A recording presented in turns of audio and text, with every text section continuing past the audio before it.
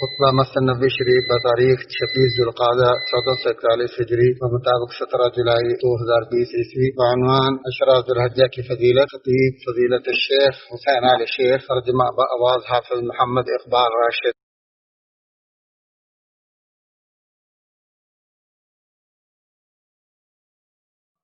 تمام تعریفیں اللہ کے لیے ہیں جس نے ہمارے لیے سیزنوں کو اور موسموں کو مشروع قرار دیا ہے، اور میں گواہی دیتا ہوں کہ اللہ وحدہ لا شریک کے علاوہ کوئی سچا معبود نہیں جو آسمان و زمین کا مالک ہے، اور میں گواہی دیتا ہوں کہ ہمارے نبی سردار جناب محمد صلی اللہ علیہ وسلم افضل المخلوق رسول ہیں۔ اے اللہ، آپ اور آپ کے آل و اصحاب پر صلاۃ و سلام اور برکتیں نازل فرما۔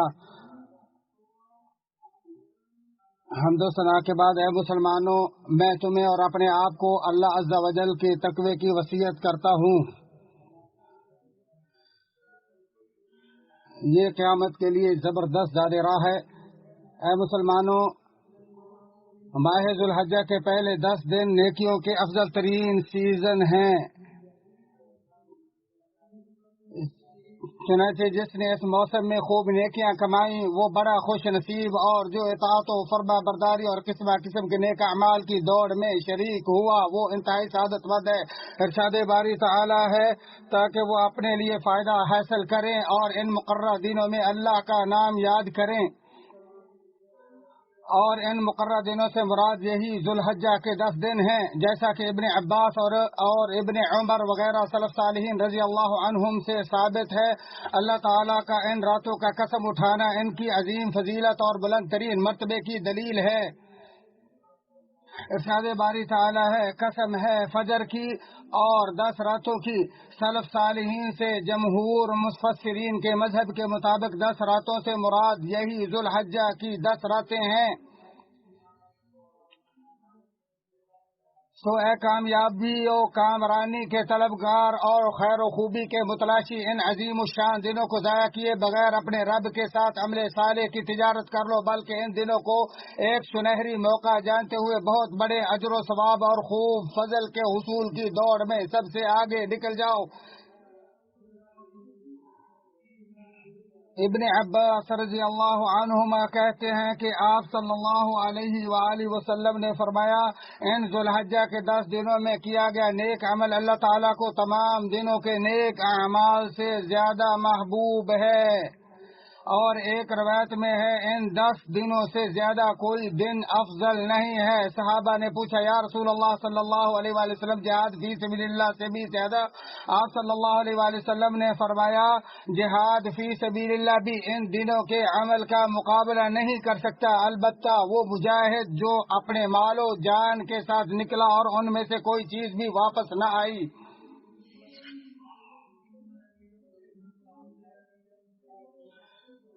بخاری شریف۔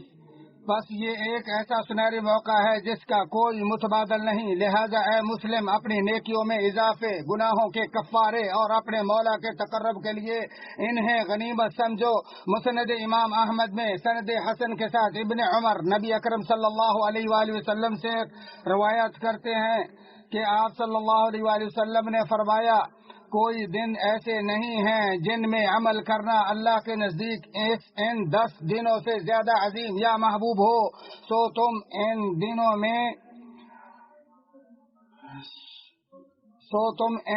میں لا الہ الا اللہ، اللہ اکبر، الحمدللہ بکثرت پڑھو۔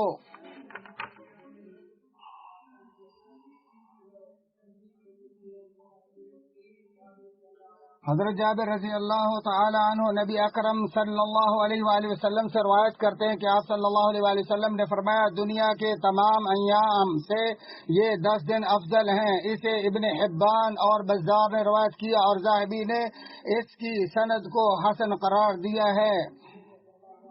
سلف صالحین ان دنوں میں خوب ڈٹ کر جد و جہد اور حصول نیکی میں خوب محنت کرتے، کیونکہ وہ ان کی فضیلت و شرف سے آگاہ تھے۔ ابو عثمان نہدی کہتے ہیں، سلف صالحین رمضان کے آخری اور ذوالحجہ و محرم کے پہلے عشرے کی بہت تعظیم کیا کرتے تھے۔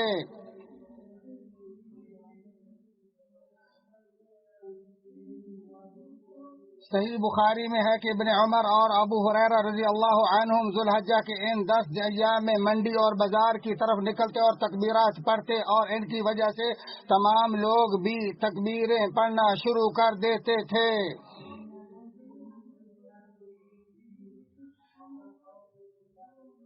میمون بن مہران جو تابعین میں سے ہیں کہتے ہیں ہم نے ان لوگوں کو پایا جو ان 10 دنوں میں خوب تکبیریں پڑھتے تھے، اور ان تکبیرات کے بہت زیادہ ہونے کی وجہ سے مجھے شبہ ہوتا گویا کہ یہ سمندر کی موجیں ہیں۔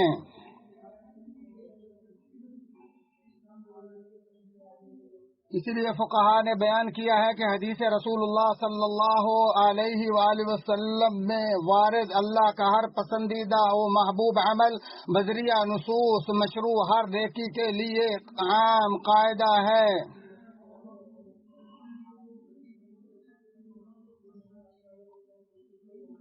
اور انہی میں سے تمام جسمانی اعمال ہیں، جیسے نماز، روزہ، حج، تلاوت قرآن، بکثرت ذکر و استغفار، اور نبی علیہ الصلاۃ والسلام پر درود بھیجنا، اور وہ نیک اعمال بھی اسی میں شامل ہیں جن کا نفع مسلمانوں کو پہنچتا ہے، جیسے صدقہ خیرات کرنا، لوگوں کے ساتھ نیکی کرنا، لوگوں کی ضرورتوں کو پورا کرنا، انہیں خوش کرنا، ان کی مدد کرنا، اور ان میں سے جو تنگ دست ہو اس کے لیے آسانی پیدا کرنا۔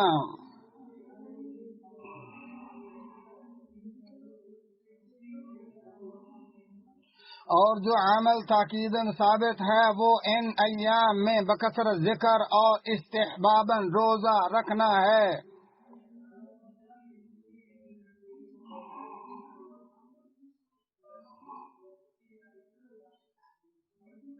علماء نے کہا ہے کہ ان 10 دنوں میں تکبیرات پڑھنے کی 2 قسمیں ہیں۔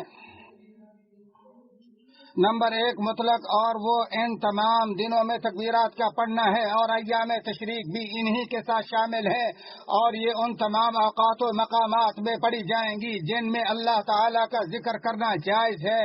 نیز یہ تکبیرات بآواز بلند اور جہری پڑھی جائیں گی، جبکہ تکبیرات کی دوسری قسم مقید ہے، یعنی وہ تکبیرات جو فرض نمازوں کے بعد پڑھی جاتی ہیں، جو حج نہ کرنے والوں کے لیے یوم عرفہ نماز فجر سے، جبکہ حجاج کے لیے 10ویں ذی الحجہ نماز ظہر سے شروع ہوں گی، اور ایام تشریق کے تیسرے دن نماز عصر کے بعد ختم ہوں گی۔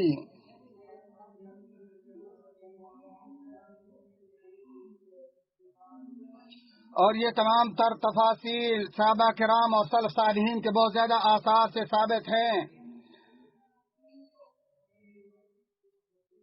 تکبیرات کے زیادہ تر پڑھے جانے والے الفاظ یہ ہیں: اللہ اکبر، لا الہ الا اللہ، واللہ اکبر وللہ الحمد۔ اسی پر اکتفا کرتے ہوئے اللہ عظیم سے ہر گناہ کی بخشش مانگتا ہوں، سو تم بھی میرے اور اپنے اور تمام مسلمانوں کے لیے اسی سے بخشش طلب کرو، بے شک وہی غفور الرحیم ہے۔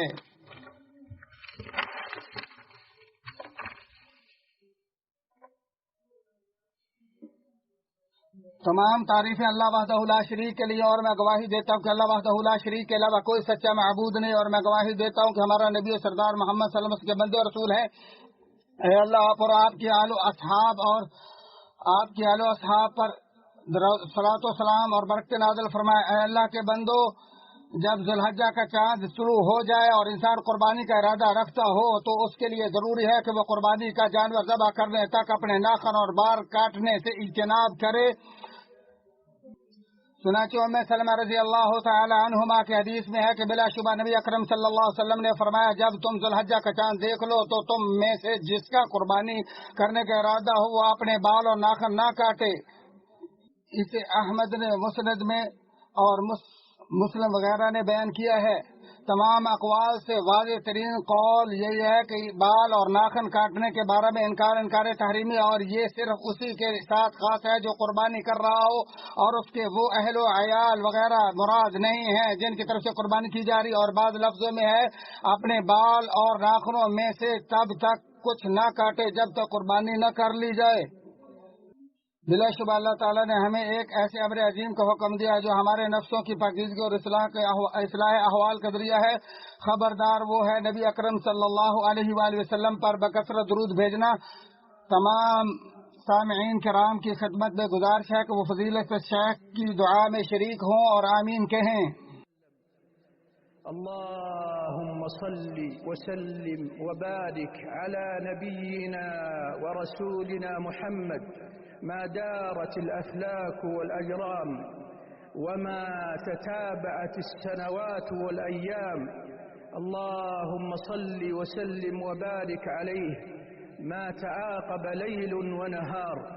اللهم ارض عن الصحابة أجمعين وعن التابعين ومن تبعهم بإحسان إلى يوم الدين.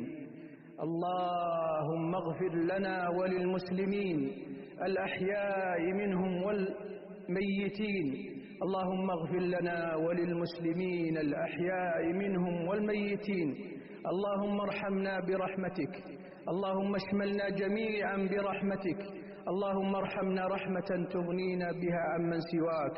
اللهم فرج همومنا وهموم المسلمين ونفس كرباتنا وكربات المسلمين. اللهم ارفع عنا البلاء والوباء يا ذا الجلال والإكرام. اللهم نفس عنا فيما نحن فيه يا ذا الجلال والإكرام. اللهم ارفع عنا الوباء. اللهم ارفع عنا الوباء. اللهم ارفع عنا الوباء يا ذا الجلال والإكرام يا حي يا قيوم. اللهم وفق خادم الحرمين الشريفين. اللهم وفقه ووفق نائبه لما تحبه وترضاه. اللهم وفق جميع ولاة أمور المسلمين لما فيه خدمة رعاياهم. اللهم احقن دماء المسلمين.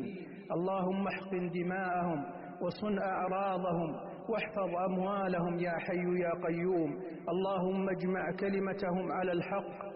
اللهم اجمع كلمتهم على الحق. اللهم إنا نعوذ بك من زوال نعمتك وتحول عافيتك وفجاءة نقمتك وجميع سخطك. اللهم إنا نعوذ بك من جهد البلاء ومن درك الشقاء ومن سوء القضاء ومن شماتة الأعداء.